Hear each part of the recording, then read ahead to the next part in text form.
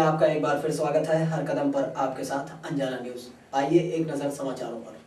चौक थाना अंतर्गत 52 वर्षीय मुन्ना नामक व्यक्ति की संदिग्ध परिस्थितियों में हुई मौत का पर्दाफाश आज पुलिस ने किया। पुलिस द्वारा विवेचना किए जाने पर लल्तू नामक व्यक्ति का नाम सामने आया। लल्तू को गिरफ्तार कर पूछताछ की गई तो हत्या की वजह लूट निकली।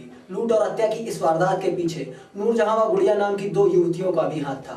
अभियुक्तों ने गिरफ्तारी के समय पूछताछ में अपना अपराध कबूल लिया। पेश है हमारे संवाददाता की एक रिपोर्ट।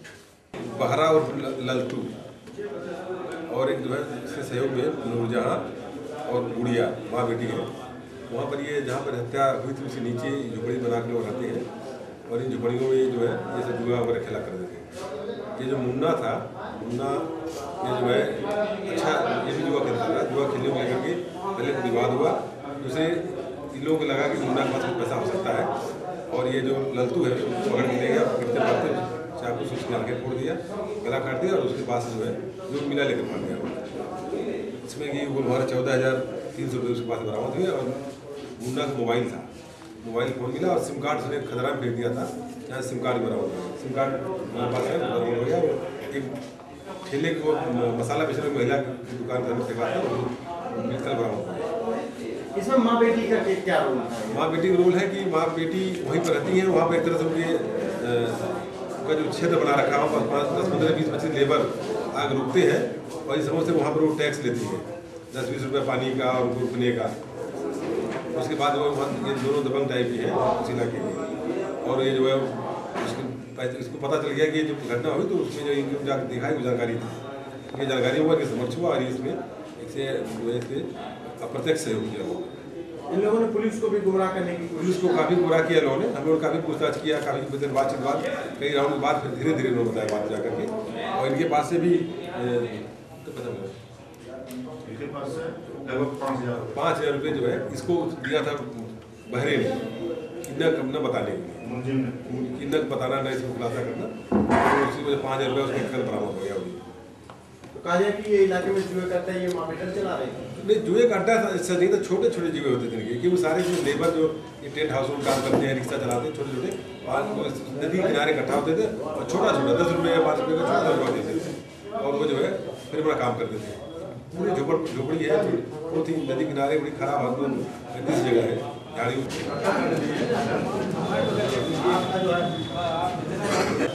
कैसे मारा? चाकू मारा। किसको मारा तुमने? क्या नाम है तुम्हारा? हेलो। काहे के लिए मारा था? पैसे के लिए। कितने रुपए के लिए? 9,000 रुपया। अरे भाई नमस्कार। 9,000 रुपए के लिए मार दिया। काहे से मारा था? काहे से मारा था? कब मारा था? किस दिन मारा था? उत्तर प्रदेश महोत्सव 2011 के आयोजक प्रगति पर्यावरण संरक्षण समिति द्वारा 24 दिसंबर 2011 से 3 जनवरी 2012 तक अलीगंज लखनऊ में होने वाले कार्यक्रम के बारे में प्रेस वार्ता के दौरान आयोजन समिति के अध्यक्ष विनोद कुमार सिंह ने बताया कि इस महोत्सव के आयोजन का मुख्य उद्देश्य युवा पीढ़ी एवं जन साधारण को सरकार द्वारा चलाए जा रहे जन कल्याणकारी कार्यक्रमों के प्रति जागरूक करना है। 25-30 साल से हो रहा है और ये यूपी महोत्सव आपका 4 सालों से शुरू है। ये यूपी की लोक कलाएं, कल्चर, जितनी भी भाषाएं हैं उनको सजोने का काम कर रहा है। जितनी भी ऐतिहासिक धरोहरें या पर्यटक स्थल है उसको बताने का काम कर रहा है। ठीक है, ये 24 दिसंबर 2011 से शुरू होगा और 3 जनवरी 2011 तक चलेगा। इस बार इसका स्थान पोस्टल ग्राउंड अलीगंज लखनऊ व सेक्टर O में केंद्रीय विद्यालय के सामने। इस कार्यक्रम का मुख्य उद्देश्य उत्तर प्रदेश की जो भी लोक संस्कृति लोक कला जैसे ब्रज, भोजपुरी, बुंदेलखंडी, अवधी उसको लोगों को सामने प्रस्तुत किया जाए और लोगों को उसके प्रति जागरूक किया जाए।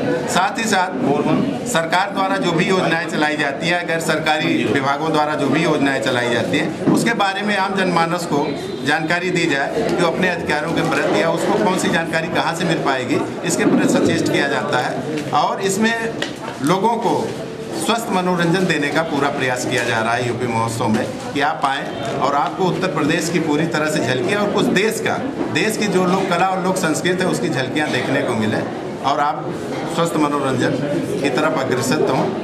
भारतीय सभ्यता के अनुरूप भी सारी चीज़ें वहाँ पे व्यवस्थित आपको मिलेंगी। उत्तर प्रदेश में डीडी मिश्रा केस के बाद यूपी के एक दूसरे आईपीएस अधिकारी अमिताभ ठाकुर ने अपने वरिष्ठ अधिकारियों पर प्रताड़ना और व्यक्तिगत विद्वेष का आरोप लगाया है। अमिताभ ठाकुर ने प्रमुख सचिव गृह कुंवर फतेह बहादुर सिंह, सचिव मुख्यमंत्री विजय सिंह और अन्य पर खुद को लंबे समय से प्रताड़ित करने का आरोप लगाया है। उन्होंने एक रिट याचिका इलाहाबाद उच्च न्यायालय के लखनऊ बेंच में दायर की है। इस रिट याचिका में अमिताभ ने कई दृष्टांत दिए हैं जिनमें उन्हें इन अधिकारियों ने जानबूझकर व्यक्तिगत वैमनस्य के तहत परेशान किया बताया गया है। उत्तर प्रदेश में आईपीएस अधिकारियों का उत्पीड़न अब कोई नई बात नहीं है। पहले फायर सर्विस के डीआईजी डीडी मिश्रा ने माया सरकार पर भ्रष्टाचार और उत्पीड़न के आरोप लगाए, तो अब आईपीएस अमिताभ ठाकुर ने वरिष्ठ अधिकारियों पर उत्पीड़न करने का आरोप लगाया है। ठाकुर की ओर से इलाहाबाद हाई कोर्ट के लखनऊ खंडपीठ में दायर की गई रिट में एक मामला अमिताभ को स्टडी लीव नहीं देने का है, जिसमें कैंट लखनऊ और हाई कोर्ट में 8 मुकदमे दायर करने के बाद उन्हें आईआईएम लखनऊ में अध्ययन हेतु 2 सालों का अध्ययन अवकाश मिल सका था।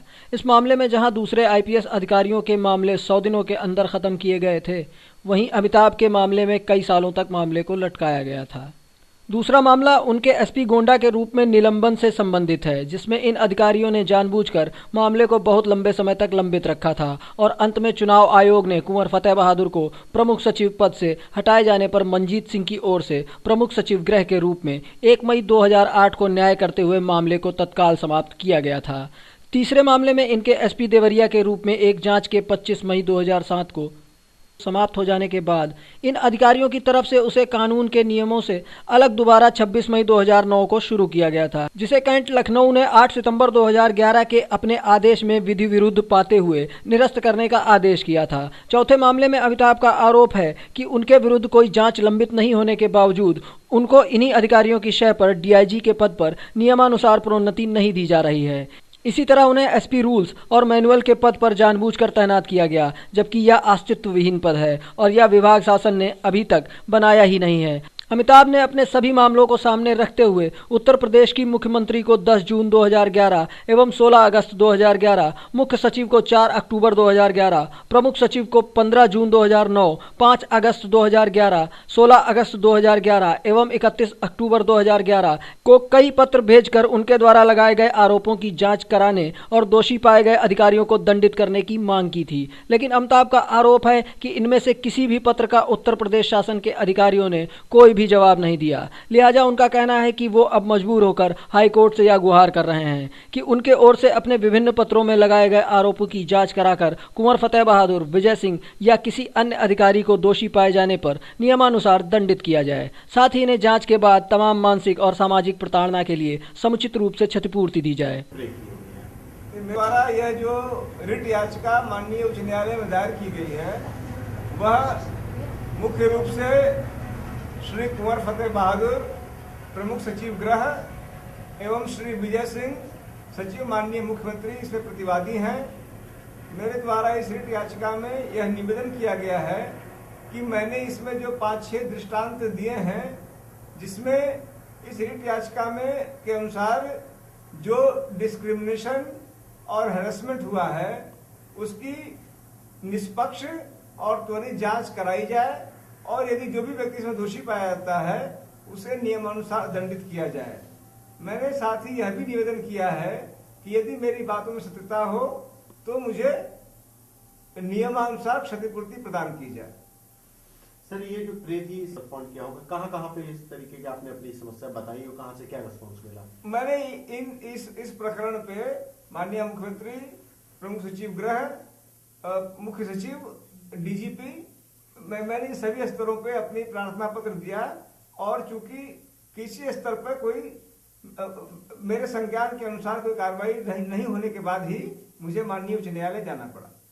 ये इसमें मैंने ऐसे 5-6 दृष्टांत दिए हैं, जिसमें एक हमारे स्टडी लीव का मामला है, एक हमारे प्रमोशन से जुड़ा मामला है, एक मामला 2 विभागीय जांचों से जुड़े मामले हैं जिनमें जबरदस्ती जिस प्रकार से कार्रवाई की गई, विधि के विरुद्ध कार्रवाई की गई, उनमें और जिसमें बाद में मुझे माननीय उच्च न्यायालय, माननीय कैट आदि के स्तर से जो न्याय मिला, मैंने उन सभी मामलों को उद्धृत किया है और उनके आधार पर यह निवेदन किया है कि इन प्रकरणों की जांच करा के जो भी व्यक्ति दोषी पाया जाए उसे दंडित किया जाए।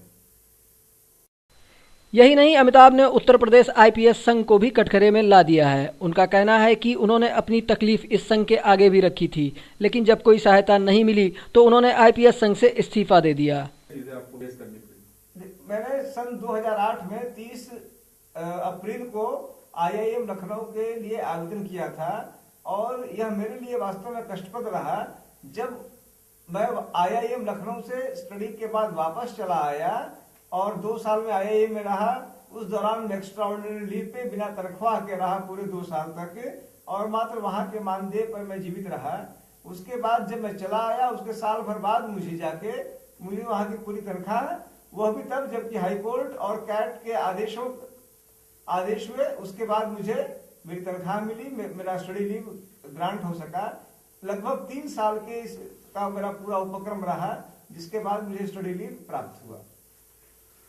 पूरे आईपीएस एसोसिएशन में या पुलिस संवर्ग में IAS या पुलिस मुख्यमंत्री की तरफ से अनदेखी की जा रही है कि समस्याओं को लेकर के? मैं सभी मामलों में टिप्पणी करना मेरे लिए उचित नहीं है। मैंने अपने प्रकरण जो थे उनमें हैरेसमेंट का, डिस्क्रिमिनेशन का आरोप लगाया है और उन्हीं बिंदुओं पर मैंने जांच की मांग की है। क्या आपको ये भी लगता है कि जो उत्तर प्रदेश सड़कों पर आ गया था, लेकिन यूपी में अगर कोई भी आईपीएस परेशान होता है तो आईपीएस संघ मौन रहता है, इस पे क्या कहना? देखिए, आईपीएस एसोसिएशन के बारे में मैं कहूंगा, मैंने उससे इस्तीफा दिया और मुझे लगता है कि मैंने बड़ा अच्छा किया, मैंने आईपीएस एसोसिएशन से इस्तीफा दिया, क्योंकि मैंने कोई ऐसा प्रकरण नहीं देखा था जबकि आवश्यकता पड़ने पे आईपीएस एसोसिएशन ने किसी मुद्दे को उठाया हो। मैंने अपनी बात भी आईपीएस एसोसिएशन के सामने रखी थी और जब कोई रिस्पांस नहीं मिला तुरंत में मैंने ये उचित समझा कि मैं उस एसोसिएशन से इस्तीफा दे दूं और अपनी लड़ाई जो भी है वह मैं अपने बूते पर लड़ूं। अमिताभ जी, अधिकतर देखा जा रहा है कि आईपीएस हो या देखिए, राजनीतिक हस्तक्षेप एक सच्चाई है, आप हम सभी जानते हैं, और यह भी सच है कि एक आईपीएस अधिकारी या एक आईएएस अधिकारी जो बातें सोच के नौकरी में आता है और जिन उच्च आदर्शों के साथ आता है और संभवतः जो यहाँ स्थितियां बनती हैं नौकरी के दौरान, उनमें अंतर होता है और संभवतः वही एक ऐसा विषय है जो कि कई बार कष्ट का विषय होता है, जिनको लेकर तमाम बातें अब शनैः सार्वजनिक हो रही हैं। मुझे लगता है कि अब वो समय आ गया है जब जैसे पुलिस के मामले में जो पुलिस एसोसिएशन, पुलिस की जो नेशनल पुलिस कमीशन या माननीय उच्चतम न्यायालय ने प्रकाश सिंह केस में जो निर्णय किया था, उनका पूर्णता के साथ उसका पालन हो सके। अब गोंडा की एक जांच का मामला था, मैंने इस रिट में उसका जिक्र किया है, जो बहुत एक लंबे समय के बाद उसका निस्तारण हो सका। और अब रहने दीजिए। राजधानी में बाइक सवार लुटेरों का आतंक अपनी चरम सीमा पर है। तेलीबाग पुल के समीप सूरज कुमार रावत नामक युवक से माचिस मांगने के बहाने तमंचा दिखाकर उसकी बाइक, चैन, मोबाइल तथा 3000 रुपए छीन लिए। राजधानी में यह आपराधिक प्रवृत्ति दिन पर दिन बढ़ती जा रही है। इस तरह के दुस्साहसिक लुटेरों को कोई भी डर नहीं रह गया है और पुलिस समय पर कार्रवाई नहीं कर रही है। प्रदेश भर से आए लगभग 5000 अध्यापक अध्यापिकाओं ने अनुसूचित जाति, जनजाति, पिछड़ा एवं अल्पसंख्यक शिक्षक महासभा द्वारा आज धरना स्थल झूलेलाल पार्क में अपनी 13 सूत्रीय मांगों को लेकर 1 दिवसीय धरना प्रदर्शन किया। लागू करो, लागू करो, लागू करो, अनाचार पद पर आरक्षण लागू करो, लागू करो, लागू करो, अनाचार पद पर आरक्षण लागू। मैं डॉक्टर सुंदरदास शास्त्री, प्रदेश अध्यक्ष अनुसूचित जात जनजात पिछड़ा अल्पसंख्यक शिक्षक महासभा। हम लोग समस्त शिक्षक यहाँ अशासकीय सहायता प्राप्त माध्यमिक विद्यालयों में प्रधानाचार्य पद पर आरक्षण लागू कराने हेतु आंदोलन कर रहे हैं, धरना प्रदर्शन कर रहे हैं। अध्यापकों का आरक्षण कोटा पूरा नहीं है। संस्कृत विद्यालयों में आरक्षण लागू कराने हेतु पदोन्नति में 5 वर्ष के जगह पर 2 वर्ष शिथिलता के लिए और शिक्षकों का विनियमितीकरण में आरक्षण लागू कराने के लिए, पुरानी पेंशन योजना लागू कराने के लिए अनुसूचित जात जनजात पिछड़ा अल्पसंख्यक शिक्षक आपकी मुख्य मांगे क्या है? हाँ? आपकी मुख्य मांगे? हमारी मांग ये है कि अनुसूचित जात जनजात पिछड़ा अल्पसंख्यक शिक्षकों का आरक्षण पूरा हो। अगर आपकी मांगे नहीं पूरी की गई तो आगे आपकी क्या रणनीति है? यदि हमारी आगे जो है रणनीति यह होगी कि पूरे प्रदेश में हम धरना प्रदर्शन करेंगे, आमरण अनशन करेंगे और हर जिलों पर धरना प्रदर्शन करके और आरक्षण लागू कराने के लिए आंदोलन करेंगे। माध्यमिक वित्त विहीन शिक्षक महासभा उत्तर प्रदेश ने माननीय सर्वोच्च न्यायालय के आदेश का उत्तर प्रदेश सरकार द्वारा परिपालन न करने व प्रदेश में 15,000 माध्यमिक विद्यालयों के शिक्षकों को सरकार द्वारा वेतन मानदेय दिलाने की मांग को लेकर 5 सितंबर से वाराणसी से प्रारंभ की गई वित्त विहीन शिक्षक चेतना यात्रा प्रदेश के समस्त 75 जनपदों में शिक्षक जागरण के उपरांत आज झूलेलाल पार्क लखनऊ पहुंचकर प्रदेश भर से आए हुए हजारों शिक्षकों ने धरना प्रदर्शन कर विरोध जताया। पेश है हमारे संवाददाता की एक रिपोर्ट। वेतन सरकार से लेंगे कोषागार से, वेतन सरकार से लेंगे कोषागार से, माननीय सर्वोच्च न्यायालय के आदेश का आवाज दो। हमारी 2 मांगे हैं मानवर। आपका नाम? रामवीर सिंह, प्रदेश अध्यक्ष माध्यमिक वित्त विहीन शिक्षक महासभा उत्तर प्रदेश। हमारी मांग है कि प्रदेश के 15,000 वित्त विहीन विद्यालयों में काम करने वाले शिक्षकों को समान कार्य के लिए समान वेतन या जो है मानदेय दिया जाए, एक मांग। और दूसरी हमारी मांग है कि माननीय सर्वोच्च न्यायालय के आदेश दिनांक 2/12/2009 का पालन करते हुए उच्चीकृत जूनियर हाई स्कूलों की अनुदान सूची जारी की जाए। ये हमारी 2 मांगे हैं। और जो है देखिए, हम बताना चाहते हैं कि भारत देश के प्रांतों में से 26 प्रांतों में ये वित्त विहीन व्यवस्था खत्म हो गई और ये उत्तर प्रदेश और पश्चिम बंगाल 2 प्रदेश आप आज धरने पे कब से बैठे हुए हैं? ये धरने पर 18 तारीख से बैठे हुए। 18 तारीख से बैठे हुए और जो है ये 21 तारीख से आमरण अनशन में परिवर्तित हो गया और आमरण अनशन पर जो है 19 लोग, उनको आज चौथा दिन है। और इन मांगों को लेकर 5 सितंबर को वाराणसी से शिक्षक चेतना यात्रा शुरू की गई थी, जो प्रदेश के सभी 75 जनपदों में शिक्षक जागरण के बाद कल यहाँ पर आई और यहाँ पर धरना प्रदर्शन किया गया। हमने अपनी इच्छा जाहिर की थी कि जो है पंचम तल पर वार्ता कराई जाए प्रमुख सचिव मुख्यमंत्री से, और उसका कोई शासन प्रशासन ने उत्तर नहीं दिया। ये बड़ी शर्मनाक बात है। हम शिक्षक हैं, हम शांतिपूर्ण आंदोलन चला रहे हैं और अगर शांति कोई गलत काम है तो फिर हमको विचार करना पड़ेगा और हम उग्र आंदोलन चलाने के लिए भी बाध्य होंगे। समाचारों में बस इतना ही। रूप शुक्ला को दीजिए आज्ञा। आपके साथ अंजना न्यूज की आहट, उद्देश्य आपकी मुस्कुराहट।